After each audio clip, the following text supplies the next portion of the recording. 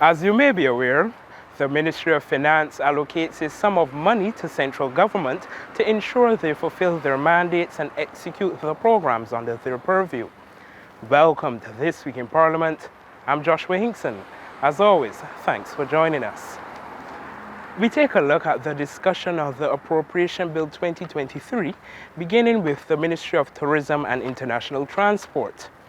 With this ministry being allocated $26.5 million for the coming financial year 2023-2024, the minister and his team got the opportunity to provide details of their plans, including the upgrading of the Bridgetown port. This Week in Parliament will also feature analysis of the estimates debate in the House of Assembly. The construction of Berth 6 commenced in January of this year, and we are going to conclude that construction in July of 2024, July next year. Construction is pacing well. We don't have any issues. It is a project, $108 million there. Like I said, it's progressing well, and we believe that not only will it help with the cargo, because one of the challenges that we have is when cruise ships are in Barbados, cargo ships have to sit outside the bay. And what that does sometimes is to incur costs. And sometimes the impatience of a captain could cause the cargo ship to bypass Barbados, and then you have to do transshipment, which is increased costs.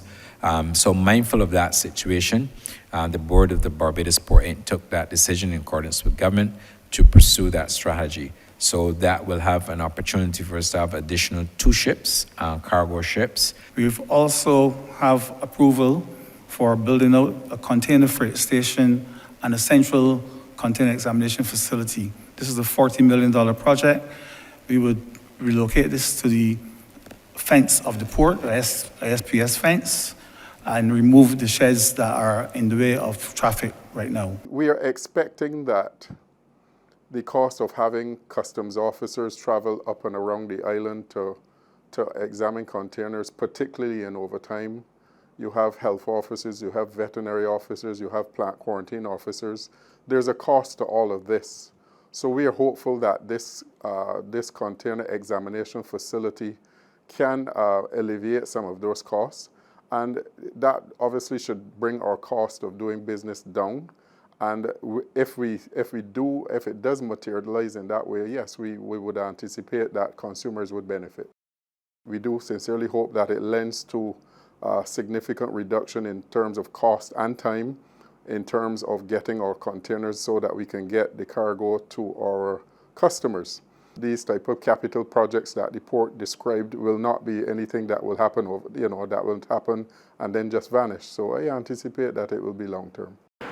Minister of Industry, Innovation, Science and Technology Davidson Ishmael drew attention to an issue affecting Pelican Craft Village.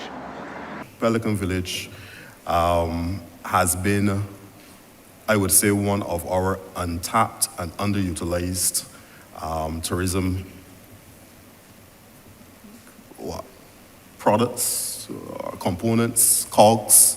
I think that unfortunately, because of how it is currently oriented, that we don't get the kind of throughput that we would want to see from that location.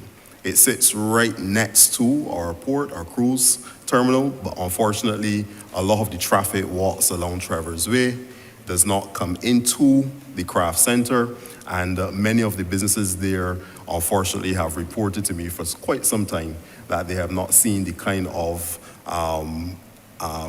visitation by our tourists that they would like to see, the amount of footfall that they would like to see. So my question to you and team minister would be, what are the plans right now or any type of projections relative to how do we better utilize the Pelican Village location? How do we drive traffic from the cruise terminal? How do we drive that foot traffic through that specific location so that we can actually see the vendors and the various residents who are in that location, the various participants in that location, that they can actually see some value for being so closely connected to and situated to the Bridgetown Cruise Terminal. Pelican Village, I think personally, and it's not a criticism of any government. I believe the design is not fit for purpose.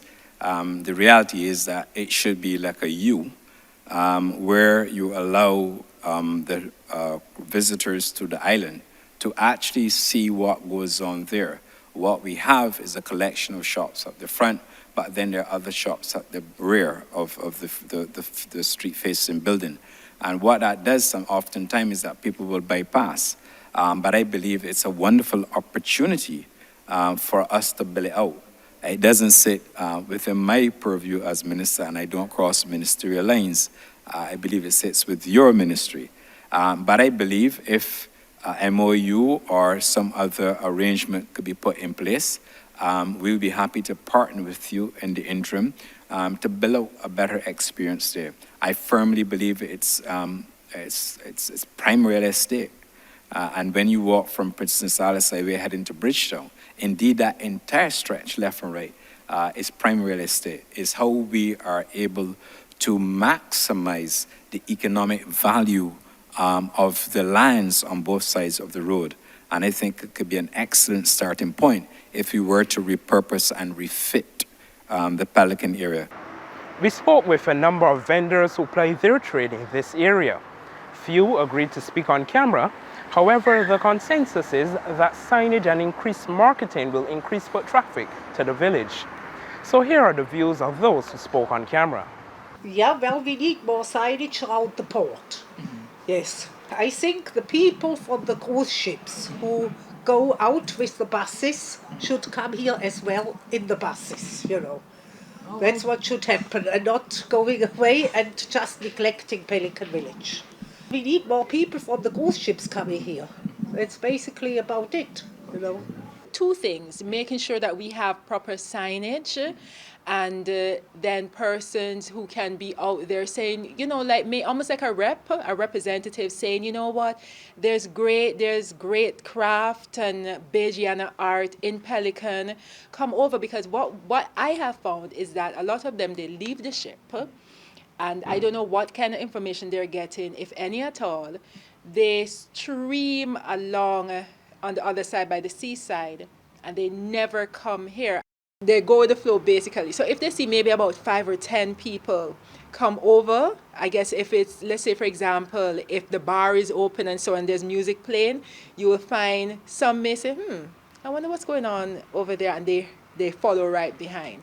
So what we need is something similar to that, where we have almost like a herd effect, where some are reps there saying, you know what, come to Pelican, maybe while they're out there, they could go to each store and say, okay, do you have anything in your store that you want to maybe excite the visitors with, and so on. You know, look at what we have offering. So something like that. And I'm sure if it is that we had something that was dedicated like that, I don't see why the tenants would not want to donate to an activity like that once it is producing the results.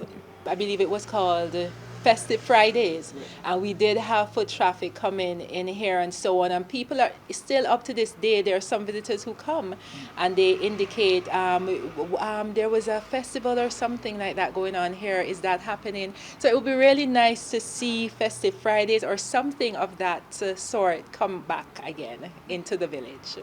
Senior lecturer in tourism at the University of the West Indies Cave Hill campus, Dr. Sherma Roberts, is also of the view that this craft district is in need of repurposing and remodeling. She says that artisans must also be cognizant of their responsibility to consumers. Dr. Roberts believes this village should also cater to locals. Well, I mean, Pelican Village, since I've come here, has been a story with a sort of recurring decimal, and the same thing has been said over and over. So maybe it's really time to take a good diagnostic of what Pelican Village is really meant to be as a tourism product, and as such, who is meant to be in there as local artisans. When I think about Pelican Village, and if we're thinking about Barbados as a cultural or heritage destination, then Pelican Village can certainly be one of the signal products. However, there would be need to create a more artisanal village in Pelican, and therefore we might have to, or whoever is in charge of that space, would need to think about the mix of artisans that they would like in Pelican Village. So a whole product rework in the first instance. In the second instance, I think what is also needed is a proper sort of facade that beckons the potential visitor as well as a local person, because persons like me, I like to give local handmade products as gifts. Yes, and I often go to Pelican Village, and sometimes you go and the artisans are not present. You don't know when they're coming. There are no business hours. There is no contact number. So that's why I'm saying, you know, those who are there have to really take stock of being more professional in the way they present themselves and present their products. But I go back to the facade, and I'm thinking that maybe from the CID building right down to the end of Pelican, where it probably approximates the bus stand, the whole, like a facade of arches. Because if I'm a cruise passenger and I see this facade of arches, immediately I am like, what is there?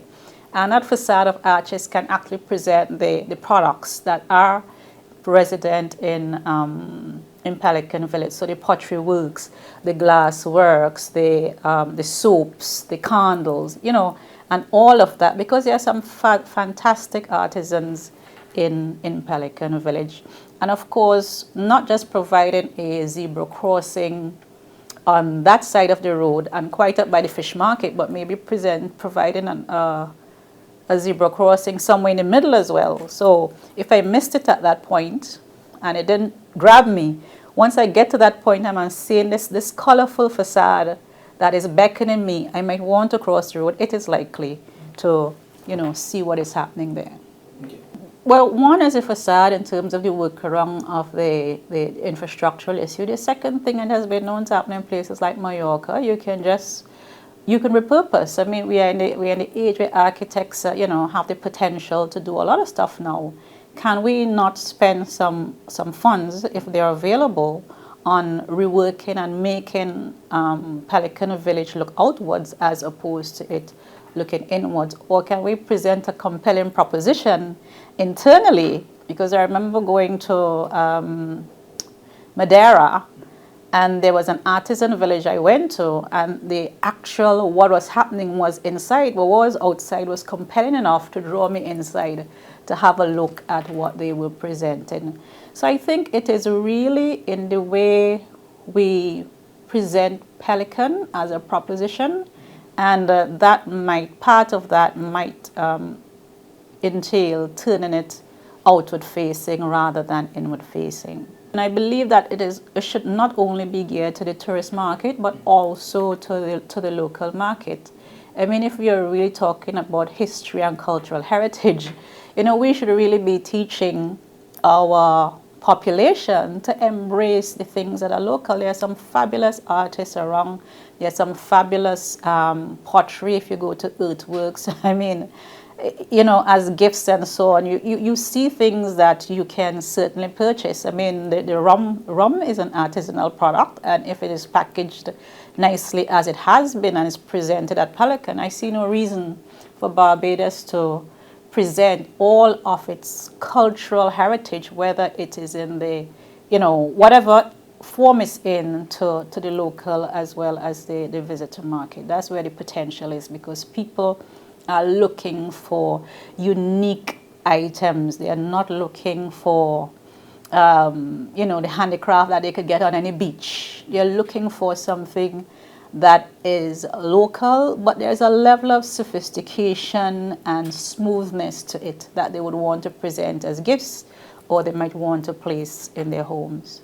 And I would also say, finally, and I've always thought this, that maybe there needs to be an artisanal workshop in Barbados or in the Caribbean, where they're pulling people from all over the world and sort of teaching you, training you as how do you upgrade your product, how do you make it better, how do you make it a more compelling proposition to the would-be visitor. Because remember, they would have gone to several destinations, but when I hit your destination and I see something, like I saw a woman using driftwood She's from Bonnie, and she's using driftwood to make art. There's no reason for me to have left that because it was so beautifully presented.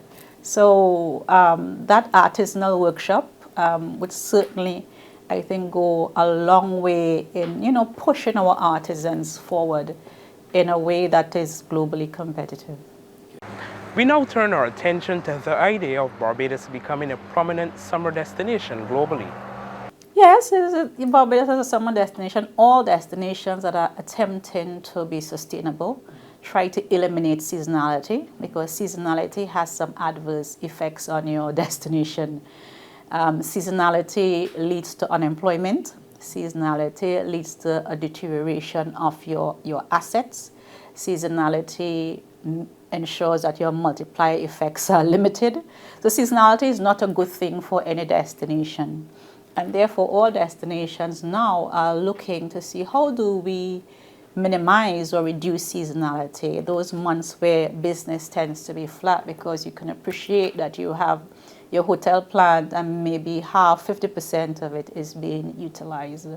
So having a summer season is an excellent idea. The question is, what are the activities and events you should put in that summer? You have the benefit of having crop over, but crop over, of course, ends in August. So you have September, October, and November. What do you do to fill those months is a question that has to be asked and answered. A number of initiatives designed to assist with the summer campaign include the hosting of CHTA Marketplace in Barbados in May with an anticipated 1,200 persons in attendance, including media and counterpart ministers who will also be on island for the second CTO meeting. Those of you who attended the media launch on January 20th this year would have heard me express that the Caribbean is the most tourism-dependent region in the world. And for too long, many of our decisions regarding this region were made outside of it. This marketplace is an opportunity for us to own how we market our region and to whom we market our region. It's the largest trade show in the Caribbean. It brings together over 1,000 CHTA supplier members from 33 destinations across the Caribbean, 50 press, and over 200 valued buyers and travel advisors who come to transact business over 2 days. It's going to be held here at the Lloyd Erskine Sandiford Center from May 9th to 11th this year, and will feature a travel forum as its opening event, and that tends to bring together travel leaders to share thought leadership about the industry. We will have an opening event and a closing party. I therefore reiterate that this event promises to bring significant immediate benefits to Barbados. The most obvious is that it will be taking place at the start of our traditionally slower summer season, bringing thousands of room nights and associated taxes that we would not have otherwise realized. It will generate business for our direct tourism service providers, including our restaurants and activities. This also means more business for our wholesale and retail suppliers, and our transportation segment will also see a boost, everyone from our taxis to the larger coaches.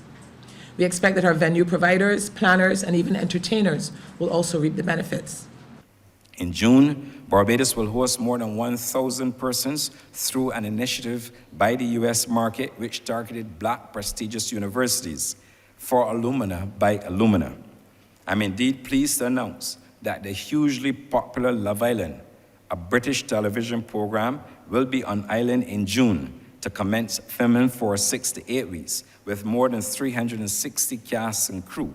The publicity of this event and the broadcast of the television series will give Barbados, the destination, exposure to more than 5 million direct and over 20 million streaming viewers in the United Kingdom alone. So many destinations say, oh, we are cultural and we are culinary and we are heritage. But who are you? Because remember, you are operating in a context of limited resources. As I used to chair a tourist board, and I was always very conscious that I'm using public financing. It is not my own money. And therefore, the need to use limited resources in a judicious and strategic manner is what is required. So Barbados has to ask itself as a destination, what are our core product offerings? And once that question is answered, then you can determine what you do in your 12 months. So if you are a culinary destination, maybe you don't want to put on a particular type of offering in your 12 months.